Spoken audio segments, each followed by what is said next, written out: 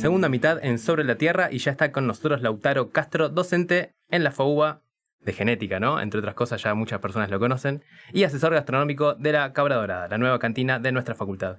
Lautaro lleva adelante la columna Bocadillos Académicos, en la que combinamos alimentación con ciencia, agronomía y ambiente. Esta vez Lauti nos viene a contar sobre los panes, su diversidad, su importancia en nuestras vidas y cómo la ciencia influye en todo esto. Hola Lauti, gracias por estar acá. Hola, buenas noches, muy contento de estar.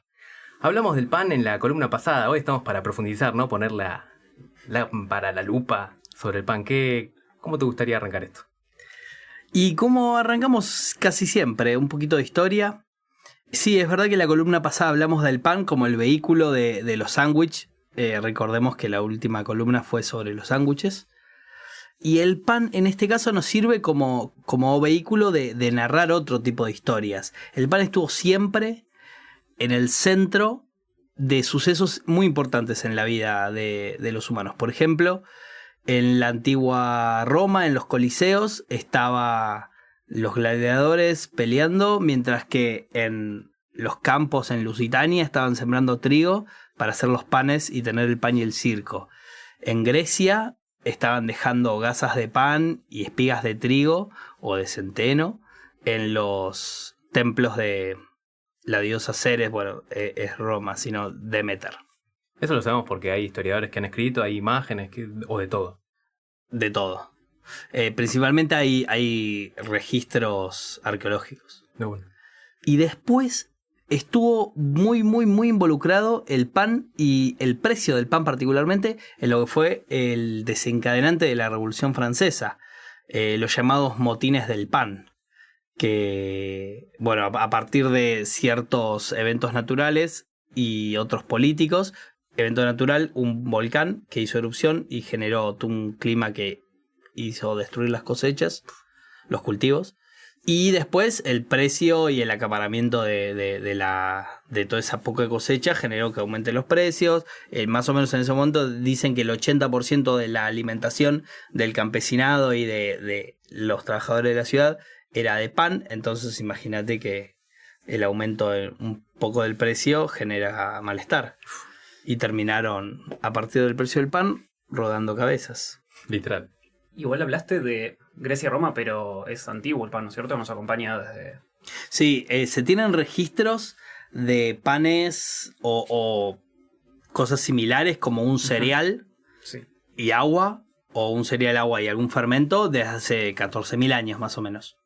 Claro, o sea, desde el inicio de la humanidad, básicamente, nos acompaña, ¿no es cierto? Sí, podríamos hacer otro capítulo de evolución humana y género Homo. Bien, y no lo mencionaste, lo mencionamos antes en el programa, pero agua, harina, ¿qué componentes tiene?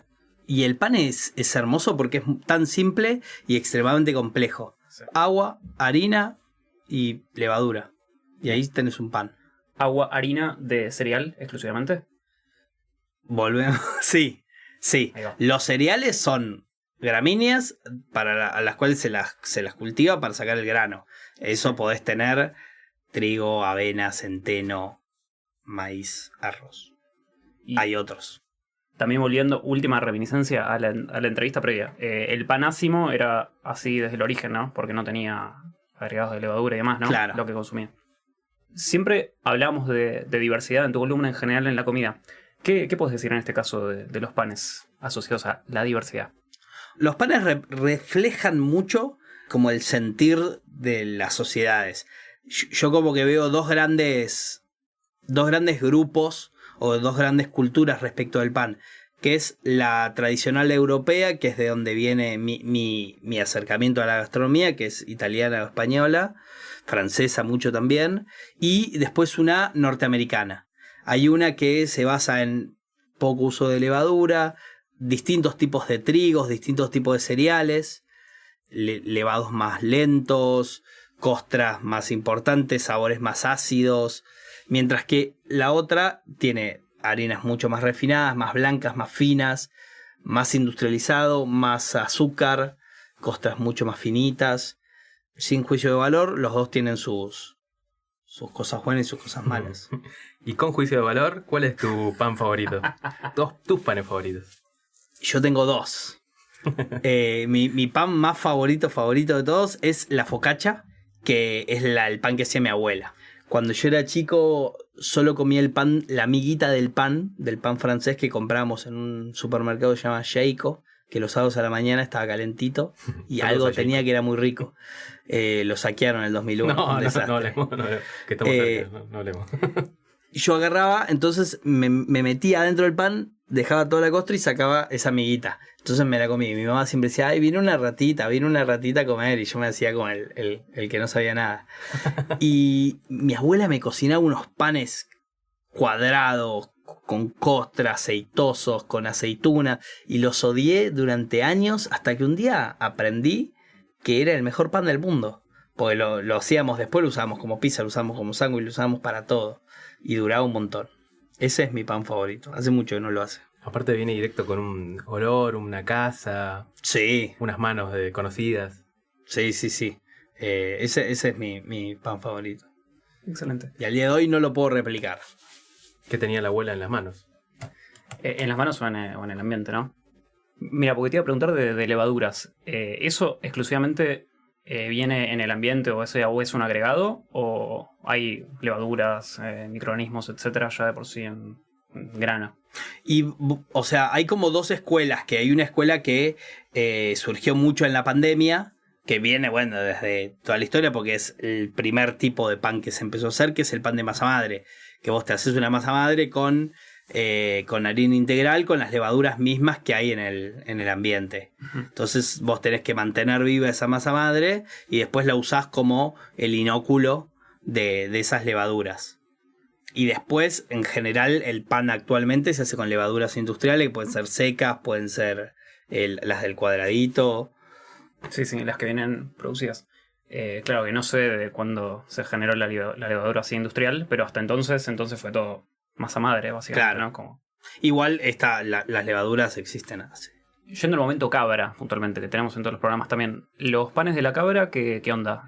¿Hacen sus propios productos? ¿Tienen productos para celíacos? Sí, nosotros en la cabra tenemos varios sándwiches y tenemos los sábados, principalmente, que nos dedicamos más a hacer una comida un poco más distinta. Tenemos 4 panes distintos. No todos los hacemos nosotros, me encantaría, no tenemos los hornos específicos ni los tiempos, porque el pan es agua, harina y levadura, pero requiere técnicas y requiere mucho tiempo para poder tener un producto bien logrado. Uh-huh. No es como uno aprendió que capaz compra el kilo de harina que ya viene con levadura, se pone 20 minutos antes de tener que hacer la pizza, le tira agua medio tibia, le va rápido y ahí te da. Eso es una masa súper densa, pesada, que te cae mal. Si haces una masa, por ejemplo, 24 horas, eso es lo que hacemos. Tenemos un pan que es de ciabatta, es un pan de hidratación del 90%, o sea, 1 kilo de harina, 900 mililitros de agua. En general, para una pizza son 1 kilo y 600, más o menos. Entonces es súper fluida esa masa. Tiene mucho aceite de oliva, se deja levar 24 horas en frío y algunas horas más afuera. Esos son los panes que hacemos para uno de nuestros nuevos sándwiches, que es vegano, uh-huh. Que es con un sándwich de hinojo asado, remolacha y hummus. Ya para esta hora empieza a ser complicado. Sí, la verdad que sí. Y Santi mencionó algo de la celiaquía. ¿Qué nos querés contar de eso? Es todo un problema. La legislación actual, por lo menos de capital, ahora no sé bien en la provincia o en el resto del país, dice que uno tiene que tener opciones. Es imposible tener una opción celíaca segura en una cocina donde se producen panes, donde se hace harina. No hay forma de que no haya contaminación. Lo que nosotros hacemos es, tenemos un proveedor que nos entrega en caja cerrada, adentro de bandejas cerradas, tartas, por ejemplo. O ahora tenemos una versión de ñoquis. Hemos tenido otros proveedores que nos hacían canelones, pero todo cerrado, y nosotros tenemos un microondas que nos facilitó la facultad. Entonces tenemos el microondas que es solo para celíaco, con un freezer adentro de una caja cerrada, adentro de otra caja cerrada, solo de celíaco.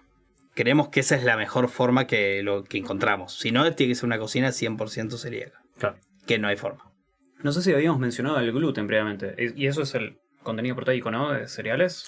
Y el gluten lo que hace es, se forma como una red que seguramente si alguna vez amasaron, vieron que al principio es como tú una masa y después empieza a elevar y se forma esa red muy, muy elástica.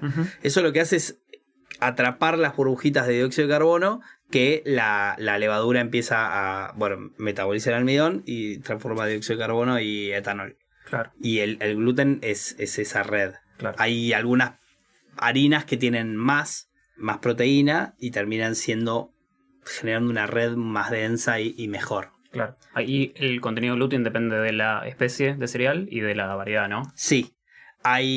Por ejemplo, hay algunos panes que se hacen con harinas como de arroz para celíacos, pero no terminan generando esa red. Entonces lo que hacen es agregarle algunas gomas y otros productos más industriales para intentar formar esa red. Claro, porque hay panes de otro tipo, pero que no tienen necesariamente contenido de gluten apto, ¿no? Claro, por ejemplo... O no tienen gluten directamente, no sé. El trigo, como nosotros a veces hablamos de trigo, pero en realidad son muchas especies. En general el trigo que usamos es Triticum aestivum, que es un trigo hexaploide, bastante moderno en lo que es la evolución del género Triticum. Pero hay otros trigos más antiguos como el Monococcum.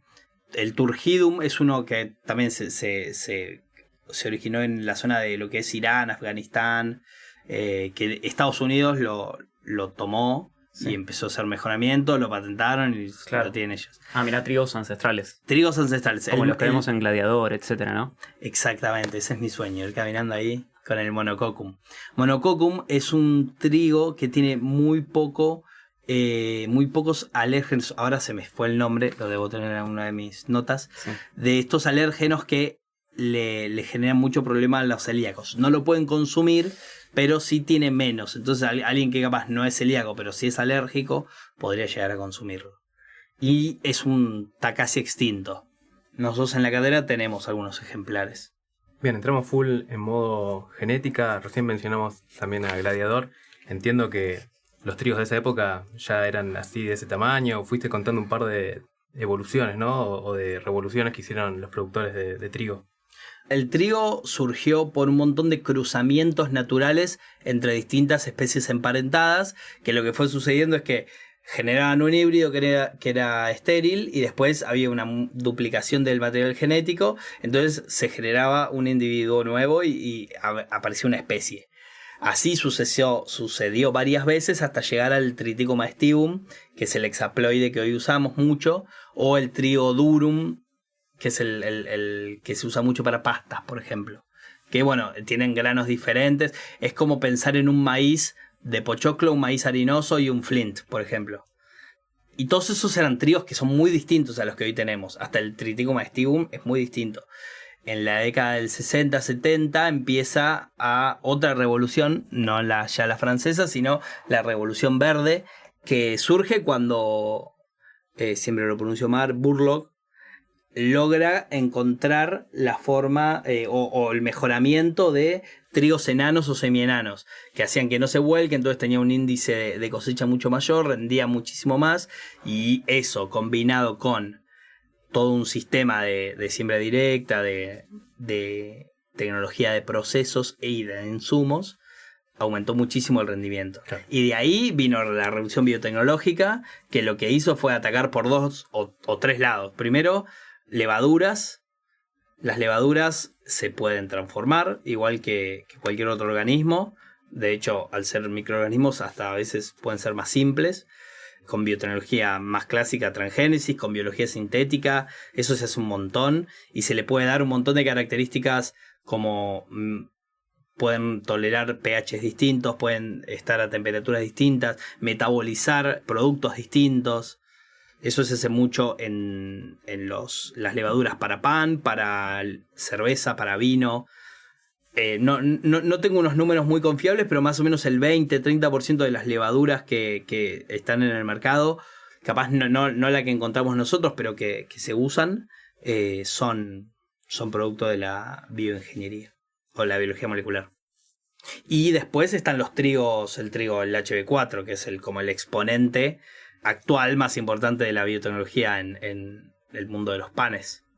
Trigo transgénico, ¿no? Sí, es un trigo transgénico que fue obtenido a partir de la empresa Bioceres y trabajo muy importante con un grupo de investigadores del CONICET, que principalmente tiene dos características: tolerancia a la sequía y a un herbicida que es el glufosinato de amonio. ¿Qué tanto del trigo que produce Argentina es transgénico? O sea, voy al supermercado y toda la harina que veo en la góndola es producto de trigo transgénico. No, por ahora es poco. Para el 2023 eran más o menos 50.000 hectáreas que se habían sembrado. Sí. Todavía estaba ahí la discusión, estaba aprobado por la CONAVI, estaba aprobado por SENASA, estaba aprobado. Lo que faltaba era la aprobación completa de la parte de mercados, que era con nuestros mayores importadores, que eran Brasil principalmente. Eso ya está resuelto. Para este año este año no terminó, así que probablemente no estén todas las estadísticas, pero se pensaba que había más de 100.000 hectáreas de este trigo. Habría que ver en el porcentaje cuánto es del resto del trigo, pero no es tanto. Claro. Había más o menos 25-30 molinos que estaban trabajando con esto. Seguramente la encontrás, no lo vas a saber porque no está. Y más allá de Brasil y la aprobación, si Argentina exporta a otro lado, imagino que se le complica, ¿no? Si Europa no lo aprueba. Sí, Argentina no puede exportar a otros países que no esté aprobado. Por ahora Brasil, y hace poco lo aprobó Estados Unidos. Que eso es cambio total, no solo porque la Argentina lo puede vender allá, sino que Estados Unidos lo empieza a sembrar y a comercializar ellos. Entonces, si el gran gigante, porque Argentina es un país agroexportador, Estados Unidos mucho más. Me llama la atención que bajó la espuma un poco del debate y, bueno, aumentó la superficie de trigo transgénico. ¿Cuáles eran, te acordás, algunos de los cuestionamientos que se hacían en este debate? Por ejemplo, la contaminación en genética. Principalmente había dos cosas. Una era el glufosinato de amonio, que es esta resistencia a un herbicida que antes no era. En general los herbicidas están bastante cuestionados. El 98% o más de los eventos transgénicos aprobados en la Argentina son de tolerancia a algún herbicida.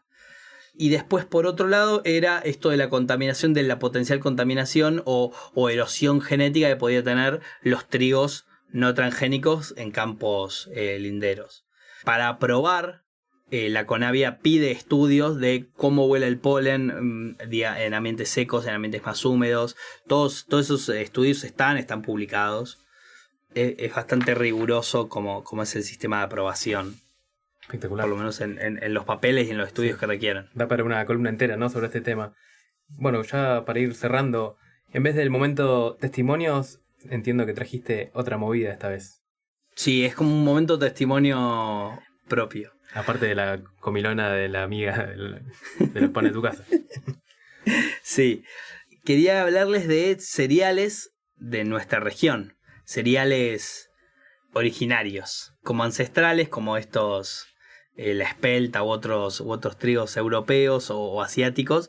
Nosotros en Argentina, principalmente en lo que es la región de la Patagonia, Chile y donde se movían los mapuches, existe el bromus mango, existía. Es todo un debate sobre la existencia del bromus mango. No quiere decir que no haya existido. Más o menos en 1400, 1500 ya había un historiador que se llamaba Jerónimo de Vivar, que hablaba de que estos pueblos originarios tenían una hierba que era muy similar a la avena y que la usaban para hacer harinas, unas harinas tostadas. Con el tiempo, en 1800, se encontró y se describió completamente esta especie, que es el bromus mango. Lo estudiaron los australianos, la llevaron para allá. Después la desplazaron completamente los cereales extranjeros. La zona de Trevelin, hay toda una zona de Chubut que era un núcleo triguero importantísimo. Bueno, eso desplazó todos los cereales de acá. Y hay todo un debate porque en un momento la habían confundido con Bromus burkharti. Y hay un paper de 1994 que discute esto. Son las mismas, son otras. ¿Será que hay todo un gradiente en donde, bueno, es la misma, pero bueno, tiene variabilidad morfológica? Hay bancos de germoplasma del INTA que, por ejemplo, dicen que tienen, pero cuando uno va a sembrar eso, no es ese morfotipo. Entonces Es todo un misterio. Habría que ir a estudiar. Yo ahora estoy hablando con un grupo de investigación del Darwinian, que es un instituto de CONICET de botánica, que están haciendo todo un estudio filogenético del género Bromus, morfológico y filogenético. Entonces vamos a ver si lo conocen, si lo tienen y lo han estudiado. Van a hacer pan de todo, de absolutamente todo lo que dijiste. Hacer Sí. un pan, a ver qué onda. Uno de mis sueños es eso, agarrar cereales de gramíneas y construir un pan. ¿Sabes qué? Estaba pensando. Bueno, Seba me robó la pregunta, pero. O sea, vamos a hacer panes con otras especies, imagino que todavía no están estudiadas. ¿O podemos hacer que tenga gluten otra especie que no tiene actualmente? ¿Eso es viable? Imagina, Lauti. Un gran sí. Después hay muchos peros, Claro. Y muchos años de investigación. Fíjense que para que salga el trigo HB4 tuvieron como 20 años de investigación. Claro. Y de hecho están en paralelo, están haciendo la soja HB4, el maíz HB4, algodón. Entonces están haciendo muchas cosas y son muchísimos años de investigación para lograr que un evento salga. Bueno, espectacular. Gracias por este año de columnas. La verdad que la pasamos impresionante. Espero que vos también. Gracias a ustedes. Espero que del otro lado también. Y te esperamos el próximo año para más bocadillos académicos. ¿Cómo la ves? Yo espero que sí. Bueno, ¿vamos a un corte?